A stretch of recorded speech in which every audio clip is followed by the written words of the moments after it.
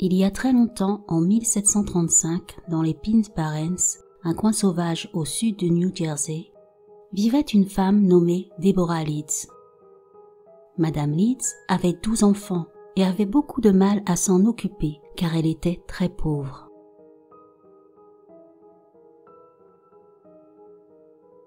Alors qu'elle espérait ne plus jamais enfanter, un jour, cette dernière eut la mauvaise surprise de constater qu'un 13e était en route.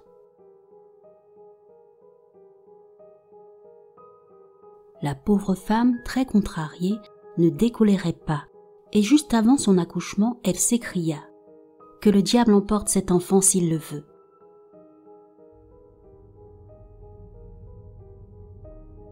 À vrai dire, celle-ci aurait mieux fait de se taire ce jour-là, car les murs ont des oreilles et le diable aussi, et certaines prières sont parfois entendues et exaucées.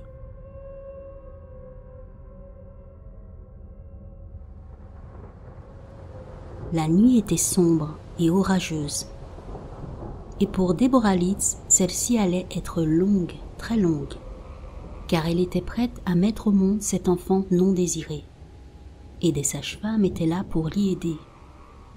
Les heures s'écoulaient, entraînant avec elles son lot de souffrances. Puis enfin, ce fut la délivrance. L'enfant était né et bien portant.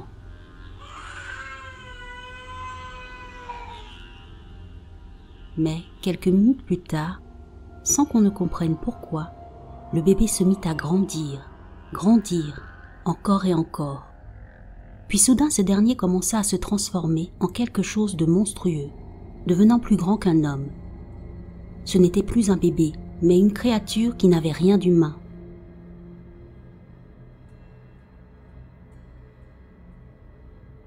Il avait une queue comme celui d'un animal. Sa tête énorme avait l'apparence de celle d'une chèvre, et sur celle-ci avaient poussé des cornes. En guise de pied, il avait 2 sabots fendus, et pour couronner le tout, d'immenses ailes lui poussèrent dans le dos. Bref, une créature effrayante qu'on n'avait jamais vue auparavant.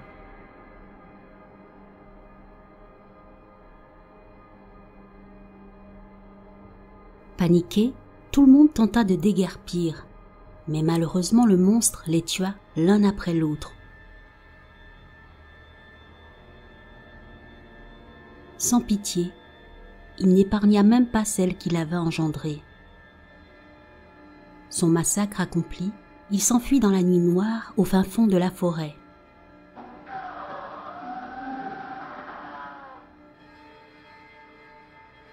Force est de constater que le diable avait bel et bien entendu la prière de Deborah Leeds et a fait de ce bébé innocent un être à son image, monstrueux et sans cœur.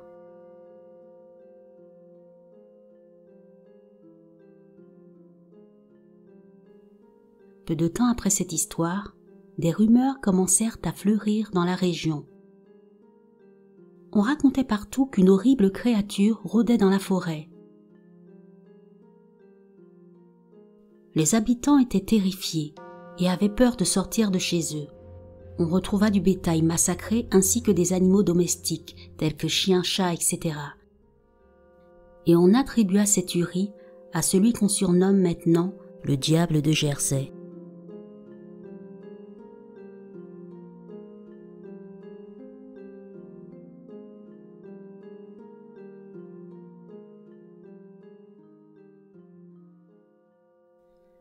Nous sommes en 1816.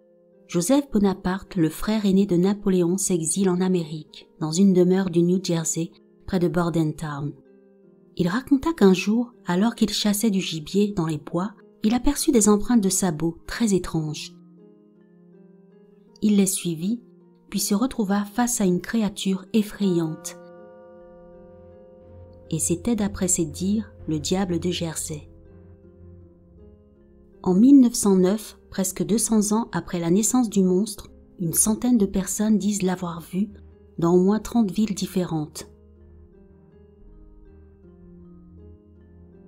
Un matin, dans la ville de Bristol, un homme, John McOwen, entendit des bruits bizarres près de sa maison. Il alla à sa fenêtre et regarda dehors.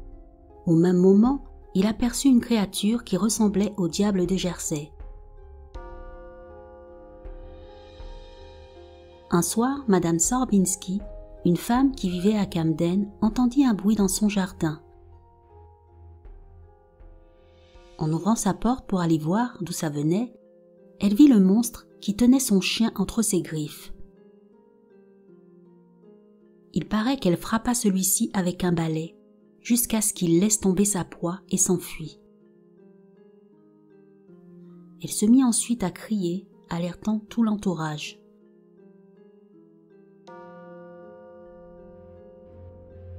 Un autre témoin, James Sackville, qui était policier, affirma avoir aperçu la créature.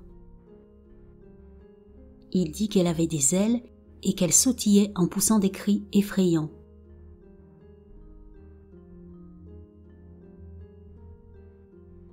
Nous sommes en 1972. Une jeune femme nommée Mary Ritzer fit une rencontre qui la traumatisa à vie. Une nuit enneigée, alors qu'elle roulait sur la route de Greentree, en regardant dans son rétroviseur, elle aperçut quelque chose d'assez bizarre, mais n'arrivait pas à voir ce que c'était. Très intriguée, la jeune femme décida de ralentir.